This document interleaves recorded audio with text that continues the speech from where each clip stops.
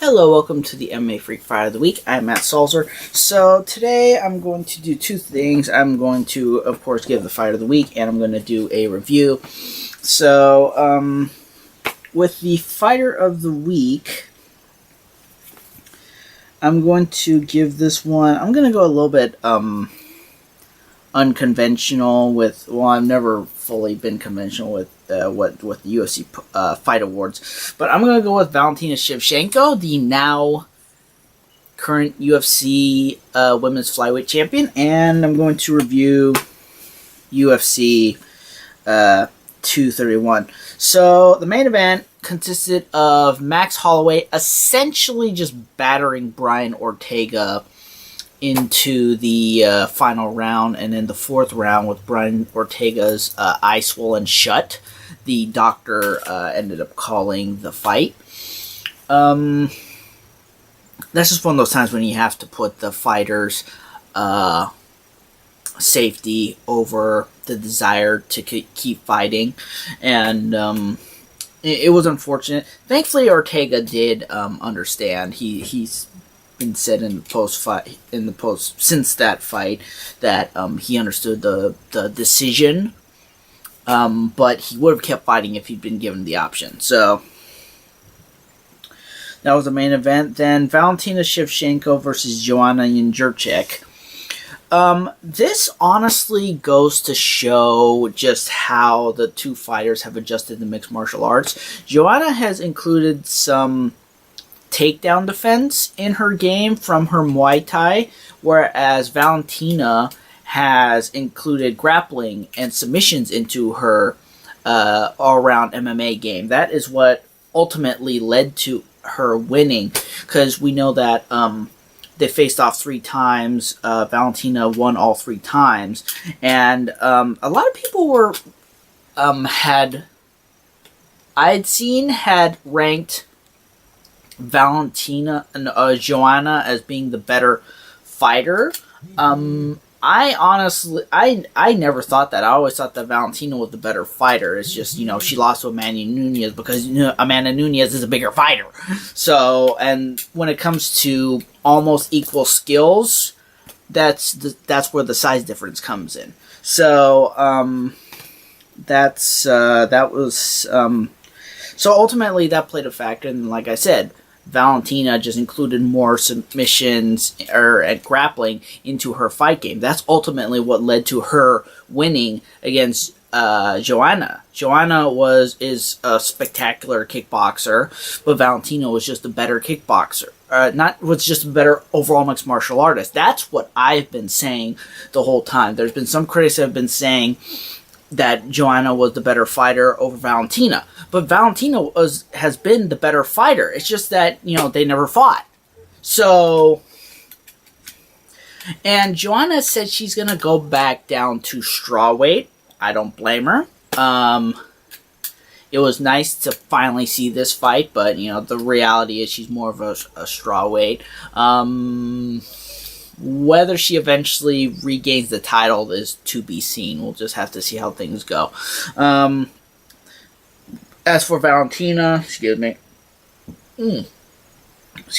As for Valentina, she has said that she will stay at flyweight, which is kind of, some people were saying that she might still go back up to bantamweight. I think it's just better for her to establish herself, even though she's fought a few times at flyweight. It's just better to establish herself as a champion at flyweight. Whether she goes back up, who knows? We'll just have to see. So then we had Gunnar Nelson submit Alex Oliveira after both guys opened each other up, but it was the Gunnar Nelson's, that was just one of those brutal things. It's like the moment he threw that elbow, Oliveira just...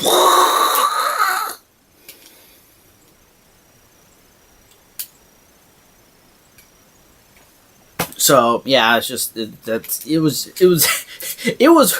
brutal. He was literally gushing blood when he pulled that submission. So, that was pretty good. Hakeem, I think that's Dawado decision. Kyle Bochniak Bosniak has been kind of one of these guys who's been kind of floating in and out of the top 15, maybe in the top 10, but either way, he lost. Thiago Santos knocked out Jimmy Manua. I mean, what do you really say? I mean, he knocked him out pure and simple. Then, going on the preliminary card, Nina Ansaroff's submission of decision win of Claudia Gadelha. It was a close fight. I honestly thought Claudia won. There wasn't a overly negative reaction to her winning, so I think that just comes down to one of those things where you just have to accept that. Gilbert Burns' decision over Olivier of Jessica I's win over Caitlin Chukagian. I can't remember how to pronounce it. That was a pretty good fight. I honestly thought going into that maybe Jessica may have lost it, but I'm kind of glad that she did win. She, because I think she needed that fight. Elias Theodora versus Eric Anders. It was a fight. What else can I say? So, yeah, that was UFC 231. So, preview, we have, I think it's, Al Aikante versus Kevin Lee on the final UFC on Fox, the final UFC event on Fox. And, well, unless you include the prelims for UFC 232. This is kind of bittersweet because I watched the original UFC on Fox at the Honda Center.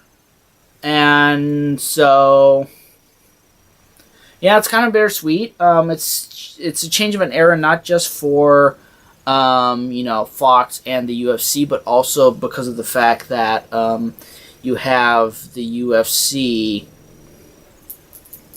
You have that whole thing going on, and then something else or UFC going to ESPN, and then something else I want to address is the fact that you have not just that, but you also have the TNT. You also have the what's it called? One championship going on the TNT. I honestly thought for the longest time that at some point they were going to get some kind of North American deal. And it's finally happened, especially when they started signing Eddie Alvarez, Demetrius Johnson, Sage Northcutt. You don't sign that many fighters and not gear up for something like that. Signing those guys accomplishes nothing if you can't actually get eyes on the product. So, especially with that trade with Ben Askren and Demetrius Johnson. So, we're something I'd like to see is where things are going to go, like legitimately go. Are they eventually going to expand in North America? Don't know. Maybe they're just fine with operating in Southeast Asia. That's been their home ever since they were created, and they've just been, doing fine there. So, is there a North American expansion, or just going to get onto TNT? I have no idea. I didn't even know that TNT was even looking to get into the MMA market. That kind of came out of nowhere. It's definitely impressive. Definitely looking into watching more ONE FC because of the time difference and my having an actual, my having to do actual jobs and hours and stuff like that. Haven't been able to watch most of it, but it'll definitely be interesting. It's definitely a new era for MMA. So 2019 is definitely going to be very interesting, especially when you consider that for UFC 233, the UFC backed down. It's not going to be at the Honda Center. I don't even think it's going to be in January. They backed off of Bellator. Bellator just seems to be continuing to make gains in this battle between the two. So,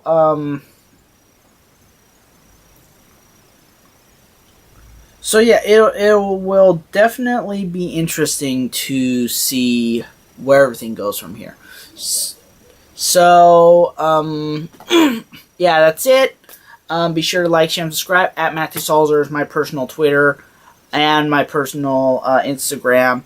At MMA Freakout is the Twitter for MMA Freak. MMA-freak.com for exclusive content. Thank you very much. Have a good evening or good day, whatever.